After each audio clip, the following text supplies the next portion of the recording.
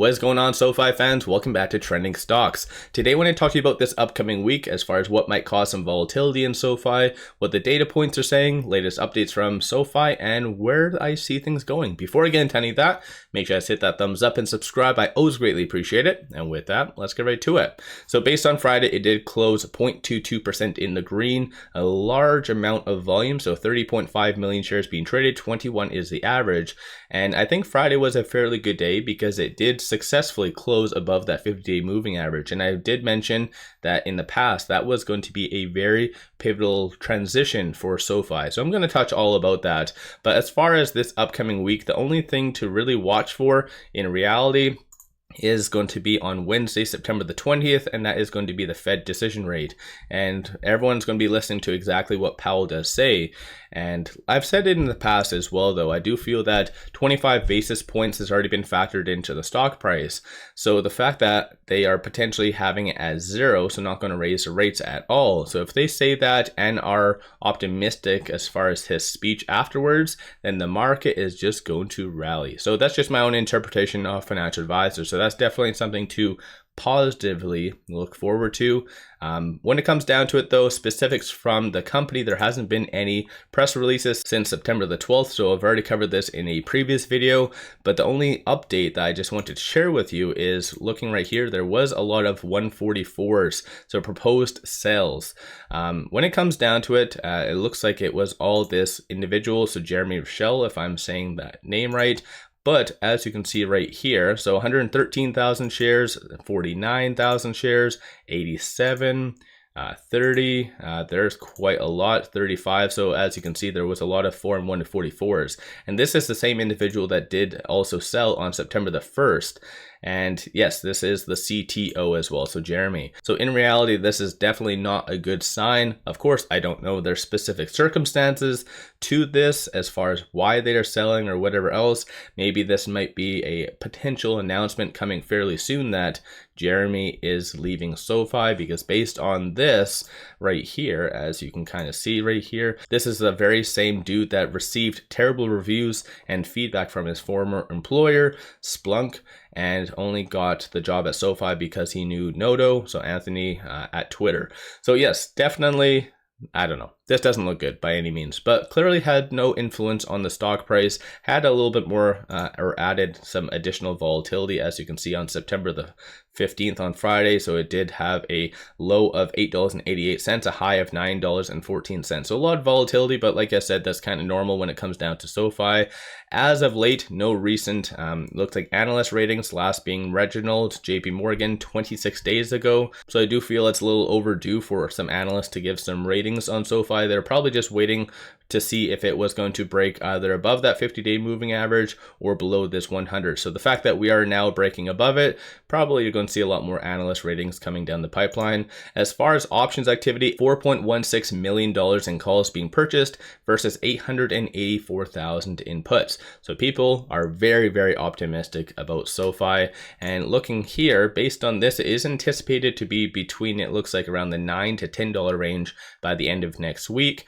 And looking, these are all the transactions that did occur on the secondary market, and pretty substantial. So 2.18 million, 1.68 million. You can even see 4.5, 3.9. There's a ton of big money that was getting in on Friday. Even right here, $57.7 million. So like I said, I think a lot of eyes were on SoFi, especially the fact that it did break above that 50-day moving average. Definitely is a fairly good thing. And these are all the transactions that did occur on the dark pool. Dark pools is very much linked to shorting. So I'll give you an overview of what they are doing. So short score is currently 57, utilization is 25.01, and I do say this every single time, so my apologies, but I'm not saying that SoFi is going to be a squeeze. I'm just using this as a benchmark, so just be aware of that. But based on Friday, shorts did return 30,000 shares, 12.9% of the free float being shorted, 104.03 million shares overall being shorted, and cost to borrow is absolutely pennies. And it's something to consider as well, the fact that there is more than 10 million shares available. That's through the Interactive Broker short availability. So if shorts really did want to double down, they could, but they're not, because they see a lot more upside happening with SoFi. And especially the fact that it did break above that 50-day moving average, I feel like shorts are going to be slowly returning their position back down to around 10%. But that's just my own interpretation, of course.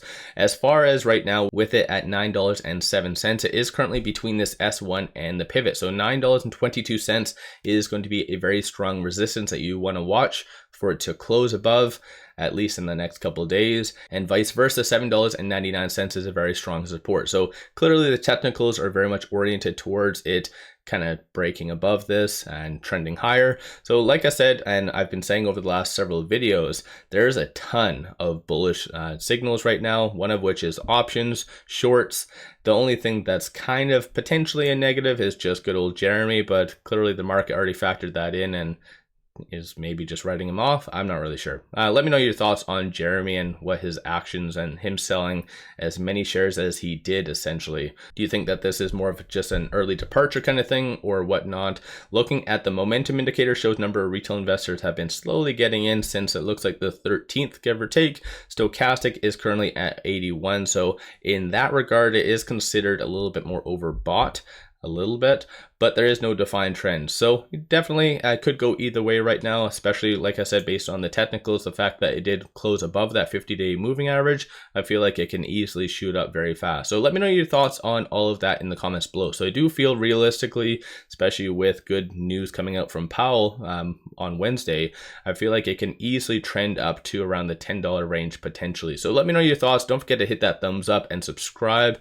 What is your price prediction for the end of the week? Is it, for instance, above 10? Do you think it's going to retrace back down into the low 8s? What's your kind of take on all of that? And as I always say though, all of these videos are just typically short-term data points. If you do believe in SoFi bigger picture, then you won't necessarily care if you got in at 9 or 8 or 7 or whatever else. Like SoFi will be in double digits either next year or a couple years down the line. Like it's just a lot of short-term mentality what I cover in this video. So just be aware of that. So bigger picture, a lot of good upside is coming with SoFi. So let me know your thoughts on that. Don't forget to hit that thumbs up, and as well, hopefully everyone's having an amazing weekend. If you do like my channel, want to support the growth, take a look at my memberships, link in the description below and also the comments. But with all that said, I appreciate you all watching, and let's all make a lot of money on SoFi.